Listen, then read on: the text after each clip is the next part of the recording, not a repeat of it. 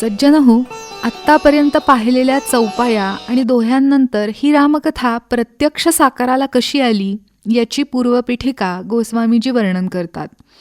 या प्रथम सोपानामध्ये किंवा प्रथम चरणामध्ये भारद्वाज ऋषींच्या आश्रमात माघ महिन्यामध्ये सर्व संत जमले असता त्यामध्ये श्री व्यासांचे शिष्योत्तम याज्ञवल्क ऋषी देखील आले.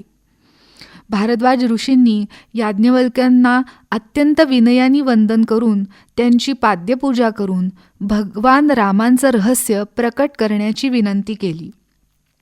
ते म्हणतात, एक राम अवधेस कुमारा, तिन्ह कर चरित बिदिस संसारा, नारी बिरह दुख लेऊ अपारा, भयहु रोषु रन रावनु मारा, प्रभु सोई राम की अपर, को जाही जपत त्रिपुरारी, सत्यधाम सर्वज्ञ तुम्ह, कहू विवेकु विचारी. भारद्वाज ऋषींनी याज्ञवल्क्यजींना विचारलेला हा प्रश्न अत्यंत महत्त्वाचा आहे.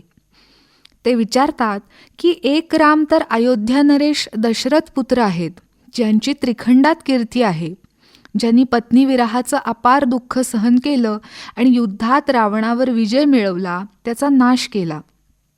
तर तुम्ही ज्या रामांना जाणता तेच हे राम आहेत की भगवान शंकर ज्यांचा नामजप रात्रंदिन करतात ते हे राम आहेत?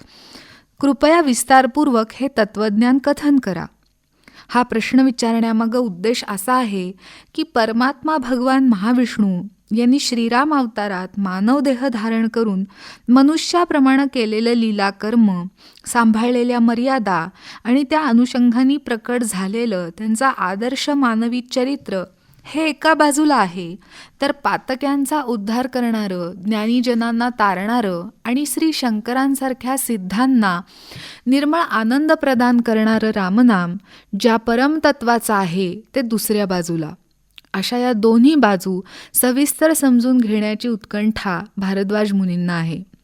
वास्तविक स्वतः भारद्वाज मुनी हे अत्यंत ज्ञानी आणि परम भगवत भक्त आहेतच, परंतु निरंतर ज्ञान लालसा आणि भगवन नामाविषयी ज्ञानीजनांकडून अधिक जाणून घेण्याची तीव्र इच्छा या आदर्श गुणांमुळं त्यांनी याज्ञवल्क्य मुनींना हा प्रश्न विचारला.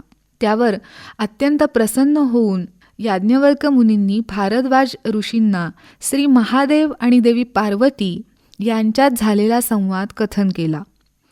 पूर्वी एकदा जेव्हा भगवान शंकर देवी सतींसह अगस्त्य मुनींच्या आश्रमात गेले, तेव्हा अगस्त्य मुनींनी श्री शंकरांना आणि सतीदेवींना श्रीरामचरित्र मोठ्या आदराने कथन केलं आणि श्री शंकरांकडून हरिभक्तीचं रहस्य समजून घेतलं. त्यावेळी दशरथांच्या वंशात भगवंतांनी रामावतार घेऊन लीला कार्य करण्यास प्रारंभ केला होता. सीताजींच्या विरहामुळं दुःखी होऊन रघुनंदन दंडकारण्यातून पुढे पुढे निघाले होते.